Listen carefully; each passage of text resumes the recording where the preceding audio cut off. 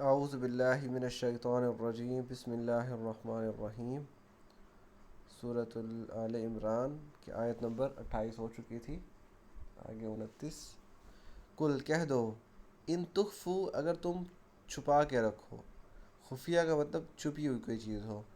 تو ان تخفو اگر تم چھپاؤ، ما فی صدورکم جو تمہارے دلوں میں ہے، جو تمہارے سینوں میں ہے، اگر تم اس کو چھپاؤ، او یا پھر تبدوہ اسے ظاہر کرو، یعلمہ اللہ اللہ اسے جانتا ہے۔ چاہے تم اس کو چھپاؤ دل کی باتوں کو یا تم اسے ظاہر کرو، اللہ اسے اچھی طرح جانتا ہے۔ اور یہی مضمون سورہ بقرہ میں بھی اللہ تعالیٰ نے فرمایا تھا، ان تخفوا ما فی صدورکم او ان تبدو ما فی انفسکم او تخفوہ یحاسبکم بہ اللہ، کہ جو تم اندر چھپاؤ یا اسے جو ظاہر کرو، اللہ تمہارا حساب لے سکتا ہے، اللہ تمہارا محاسبہ کرے گا۔ اور وہی مفہوم یہاں پہ ہے، وَيَعْلَمُ اور وہ جانتا ہے، ما فی السماوات جو کچھ آسمانوں میں ہے، وما فی الارض اور جو کچھ زمینوں میں ہے، وہ سب جانتا ہے۔ واللہ علی کل شیء قدیر اور اللہ ہر چیز پر قادر ہے۔ اس بات کا پچھلی آیت سے تعلق جوڑیں تو ہمیں سمجھ میں آئے گا کہ پچھلی آیت میں اللہ تعالیٰ نے فرمایا تھا کہ مومنین کو چاہیے وہ مومن کو چھوڑ کے کافر کو دلی دوست نہ بنائیں، گہرا دوست نہ بنائیں، ان کے ساتھ ایک کیا کہتے ہیں گہرا یارانہ نہ رکھیں، اور جو ایسا کرے گا اس کا اللہ سے کوئی تعلق نہیں ہے۔ ہاں البتہ تم ڈر کی حالت میں ان سے دوستی رکھ سکتے ہو، اور اس معاملے میں اللہ تمہیں اپنے آپ سے ڈراتا ہے اور تم نے اسی کی طرف لوٹ کر جانا ہے۔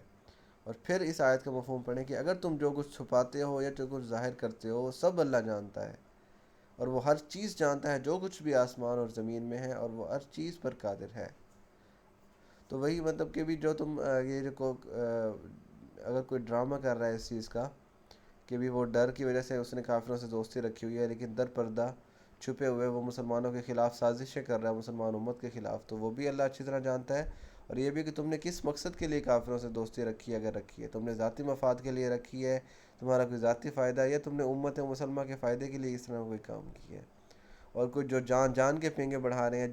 جن کا مسلمان امت سے کوئی تعلق نہیں ہے، جو کفر کو فروغ دے رہے ہیں، جو شرک کو فروغ دے رہے ہیں اور ان کے پھلنے پھولنے میں مدد کر رہے ہیں، تو اس کو چاہے تم چھپا کے رکھو یا ظاہر کرو، سب کچھ اللہ جانتا ہے۔ یوم اس دن تجدو تم موجود پاؤ گے، یا تجدو وہ موجود پائے گا، وہ ایک بونس، توجدو تجربوں کی طرح، کلو نفس ہر بندہ، ما عملت جو اس نے عمل کیا، من خیرن کوئی بھی خیر، محضرن حاضر، تو اس دن جس دن ہر جان جس نے جو بھی اچھا عمل کیا ہوگا وہ اسے حاضر پائے گا، وما اور وہ جو عملت اس نے عمل کیا، من سوء برا،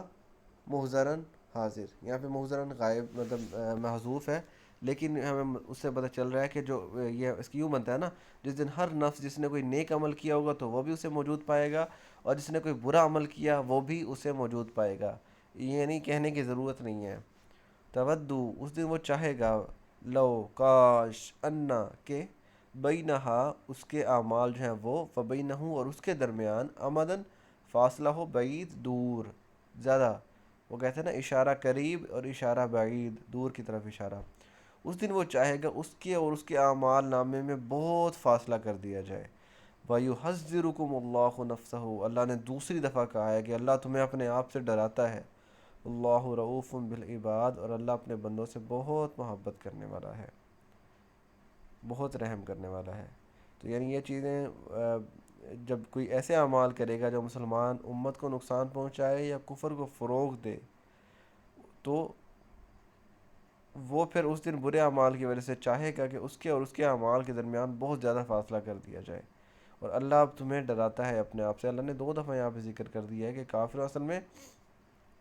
کفر سے جب جذباتی لگاؤ ہوگا نا، تو آپ کے دل میں وہ ایک گناہ کی ایک جو کیا کہتے ہیں گھٹن سی ہوتی ہے نا، وہ گھٹن ختم ہوتی چلی جاتی ہے۔ جب آپ ایک ایسی کمپنی میں رہتے ہو جو گناہ گار کمپنی ہوتی ہے، ان کے ساتھ وقت گزارتے ہو، ان کے ساتھ جذباتی لگاؤ رکھتے ہو، محبتیں پینگے بڑھاتے ہو، تو پھر آپ کے اپنے دل سے وہ جو ایک گناہ کا ایک عظیم بوجھ سا ہوتا ہے نا، وہ ختم ہونا شروع ہو جاتا ہے۔ پھر آپ جس کو بڑا گناہ سمجھتے تھے، آہستہ آہستہ اس کو چھوٹا گناہ سمجھنے لگ جاتے ہیں، اور پھر حال یہ ہو جاتا ہے کہ شرک کو بھی کوئی گناہ نہیں سمجھتے۔ وہی حال ہمارے ایکٹریسز کا ہوا ہے، ایکٹروں کا ہوا ہے، مسلمان ایکٹروں کا، کہ وہ جا کے جناب ہندوؤں کے مندروں پہ جا کے وہ سجدے کر رہے ہیں یا ان سے وہی کام کر رہے ہیں، اور اس چیز میں برا نہیں سمجھ رہے، وہ یہ سمجھ رہے ہیں کہ ان کو محبت، یا مطلب یہ محبت ہے، یہ مطلب ہندو بھائیوں کے ساتھ یا کسی کے ساتھ بھی، تو مطلب یہ چیزیں پھر انسان کو بڑے گناہوں کی طرف لے کے جا رہی ہیں، شرک کی طرف لے کے جا رہی ہیں۔ اور یہ عیسائیوں کے چرچز میں جانا، اور ہندوؤں کے ادھر مندروں میں جانا، بتوں کو سامنے جھکنا، یہ ساری چیزیں، اس سے بڑا اور کیا گناہ ہوگا بھلا کہ بتوں کے سامنے جھکنا؟ تو یہ ساری چیزیں جو ہے نا، ان میں وہ کوئی آر، کوئی شرم محسوس نہیں کر رہے، اور اس کی کیا وجہ ہے؟ وہ اس حالت تک کیسے پہنچے ہیں کہ ان کی کمپنی ایسی تھی، انہوں نے محبت جذبات ایسے لوگوں سے قائم رکھنے کی کوشش کی۔ تو اللہ تعالیٰ نے 2 دفعہ کہا ہے کہ ابھی وہ یحذرکم اللہ نفسہ، اللہ تمہیں اپنے آپ سے ڈراتا ہے، اور دوسرا یہ کہ وَمَن يَفْعَلْ ذَلِكَ فَلَيْسَ مِنَ اللَّهِ فِي شَيْءٍ، جو بھی تم میں سے ایسا کرے گا، جو بھی کفر کو، گناہوں کو فروغ دینے کی کوشش کرے گا، تو اللہ کا اس سے کوئی تعلق نہیں ہے۔ مطلب اس سے زیادہ سیدھی بات اور کیا ہو کہ اللہ کہ میرا اس سے کوئی تعلق نہیں ہے جو ان سے دوستی بڑھائے گا، بھی جو میرے دشمنوں سے، ہم نہیں چاہتے کہ جو میرے ایک بندہ جو مجھ سے بھی دوستی رکھتا ہے اور میرے دشمنوں سے بھی دوستی رکھتا ہے، تو میں اس سے دوستی رکھوں گا بھلا؟ میں کہوں گا بھی تو کیا عجیب بندہ ہے، ادھر بھی دوستی رکھی ہوئی ہے، ادھر بھی دوستی رکھی ہوئی ہے؟ تو وہی حال ہے کہ بھی اللہ کہے گا میرے دشمن جو ہیں، مشرک ہیں، جو کافر ہیں، اس سے بھی تو دوستیاں رکھ رہا ہے، محبتیں بڑھا رہا ہے، اور ادھر میرے ساتھ بھی وہ کر رہا ہے۔ تو یہ ایک ہی طرف، ایک ہی سائڈ چنی ہے، وہ سائڈ ہی یہ سائڈ۔ اگر وہ سائڈ چننی ہے تو فلیس من اللہ فی شیء، پھر اللہ کا اس سے کوئی تعلق نہیں ہے۔ تو یہ آیت نمبر 28 اور 29 اور 30 ہوگی، کل انشاءاللہ آگے پڑھیں گے۔ وما علینا الا البلاغ المبین۔